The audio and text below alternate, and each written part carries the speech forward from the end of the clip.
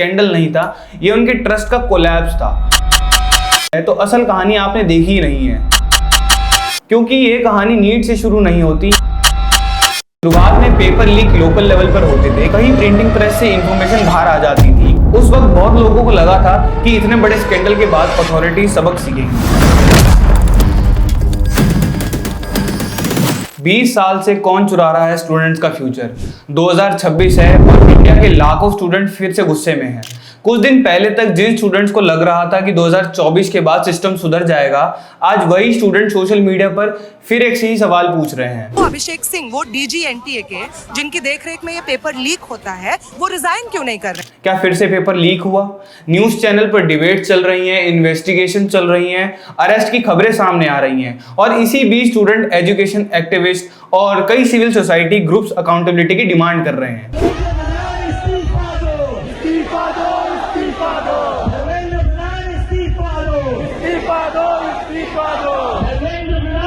लेकिन अगर आपको लगता है कि ये कंट्रोवर्सी अचानक पैदा हुई है, तो असल कहानी आपने देखी ही नहीं है, क्योंकि ये कहानी नीट से शुरू नहीं होती, ये कहानी 2026 से भी शुरू नहीं होती। ये कहानी शुरू होती है, ये टेलीग्राम का एक चैनल देखो ऐसा, जिसमें मई के 1 तारीख को नीट का क्वेश्चन दिया जा रहा था।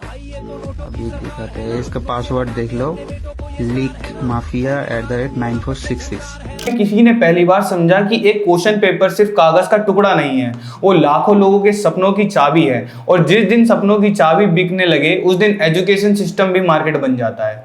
आज इंडिया में हर साल करोड़ों स्टूडेंट एग्जाम देते हैं। कोई डॉक्टर बनना चाहते हैं, कोई टीचर बनना चाहते हैं, कोई पुलिस ऑफिसर बनना चाहते हैं, कोई एसएससी क्लियर करके अपने घर की हालात बदलना चाहता है। लेकिन जब तक एक सीट के लिए हजारों लोग कम्पीट कर रहे होते हैं, तब तक एक पेपर की कीमत सिर्फ पेपर ही नहीं रहती, वो फ्यूचर की कीमत बन जाती है। अगर फ्यूचर की कीमत इतनी ज्यादा होगी, उसको चुराने वाले लोग भी उतने ही ज्यादा पैदा होंगे।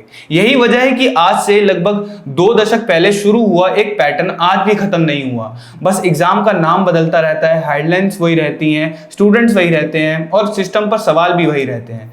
2000 के दौरान इंडिया में कॉम्पिटिटिव एग्जाम का एक्सप्लोशन आया। प्राइवेट सेक्टर ग्रो कर रहा था, गवर्नमेंट जॉब की डिमांड भी रिकॉर्ड लेवल पर थी, मिडिल क्लास बढ़ रहा था, लेकिन अपॉर्चुनिटीज की स्पीड पॉपुलेशन की स्पीड के सामने छोटी पड़ रही थी।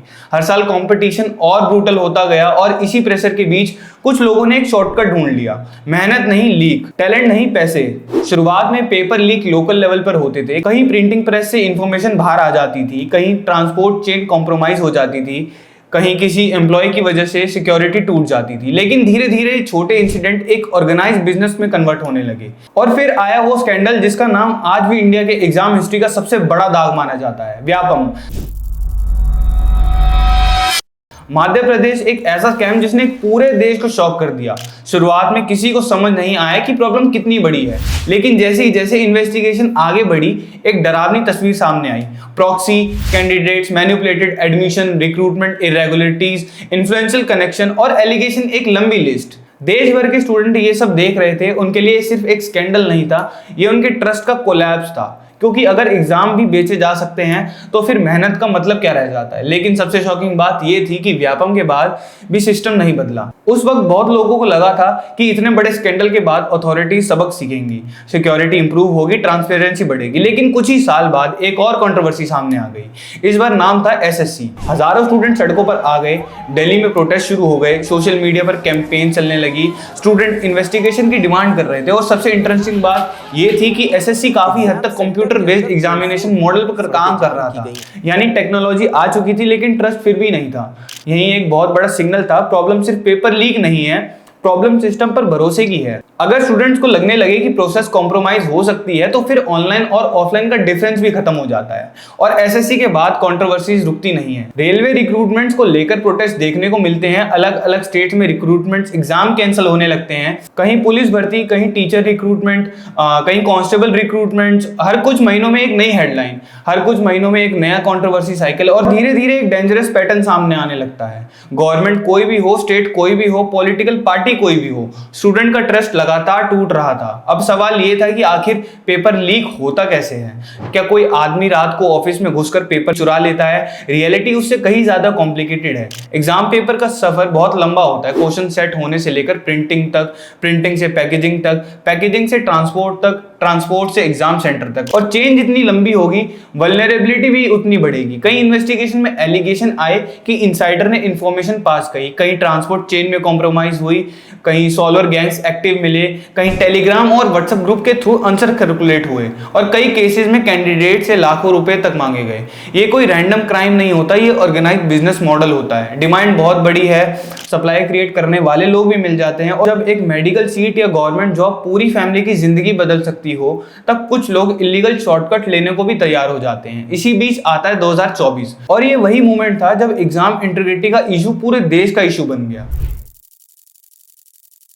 नीट, इंडिया की सबसे important medical entrance exam, 24 lakh से ज्यादा कैंडिडेट्स, करोड़ों पेरेंट्स, लाखों सपने, रिजल्ट आता है और फिर कंट्रोवर्सी शुरू हो जाती है। क्वेश्चंस उठने लगते हैं, स्टूडेंट सोशल मीडिया पर एक्टिव हो जाते हैं, बिहार में अरेस्ट्स होती हैं, इन्वेस्टिगेशन एजेंसी इन्वॉल्व होती हैं, एनटीए सवालों के घेरे में आ जाता है, सुप्रीम कोर्ट तक मैटर पहुंचता है। पूरे देश में एक ही डिस्कशन चल रहा था, क्या एग्जाम सिक्योर था, क्या पेपर लीक हुआ था, क्या सिस्टम फेल हो गया। महीनों तक डिबेट चलती रही और चाहे लोग किसी भी साइड पर खड़े रहे हों, एक बात पर सब एग्री कर रहे थे कि ट्रस्ट डैमेज हो चुका था। लेकिन कहानी यहीं खत्म नहीं होती, क्योंकि 2024 के बाद सबक सीख लिया होता तो आज हम इस विषय पर बात ही नहीं कर रहे होते। सिक्योरिटी रिफॉर्म्स की बात हुई, मॉनिटरिंग सिस्टम इंप्रूव करने की बात हुई, पब्लिक एग्जामिनेशन एक्ट जैसे लीगल मेजर्स लगाए गए, कमिटीज बनी, रिकमेंडेशन दी गई और देश को बताया गया कि सिस्टम और सिक्योर होगा। लेकिन फिर 2026 आ गया और फिर कंट्रोवर्सी, फिर एलिगेशन, फिर लीक नेटवर्क की बातें, फिर अकाउंटेबिलिटी की डिमांड। यानी जिस प्रॉब्लम को टेम्परेरी समझा जा रहा था वो असल में स्ट्रक्चरल प्रॉब्लम निकली।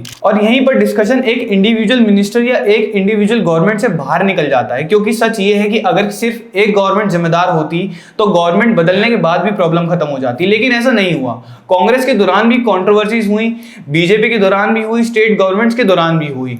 इसका मतलब प्रॉब्लम पॉलिटिकल साइकिल से बड़ी है, प्रॉब्लम इंस्टीट्यूशनल है, सिस्टमैटिक है और शायद इसी वजह से हर स्कैंडल के बाद एक ही प्रॉमिस रिपीट होता है, इस बार सब ठीक कर दिया जाएगा। लेकिन कुछ साल बाद फिर वही हेडलाइंस आ जाती हैं और शायद सबसे बड़ा नुकसान पेपर लीक या फाइनेंशियली नहीं होता, सबसे बड़ा नुकसान ट्रस्ट का होता है। क्योंकि जब एक स्टूडेंट 2 साल, 3 साल, 5 साल अपनी जिंदगी का सब कुछ दांव पर लगा देता है और फिर उसे लगता है कि किसी और ने पैसे या नेटवर्क के दम पर शॉर्टकट ले लिया, तो उसका भरोसा टूट जाता है। और जब भरोसा टूट जाए तब सिर्फ एक एग्जाम नहीं टूटता, पूरा सिस्टम टूटने लगता है। आज डिबेट नीट को लेकर है, कल किसी और एग्जाम को लेकर होगी। आज सवाल एनटीए पर है, कल किसी और एजेंसी पर होगा।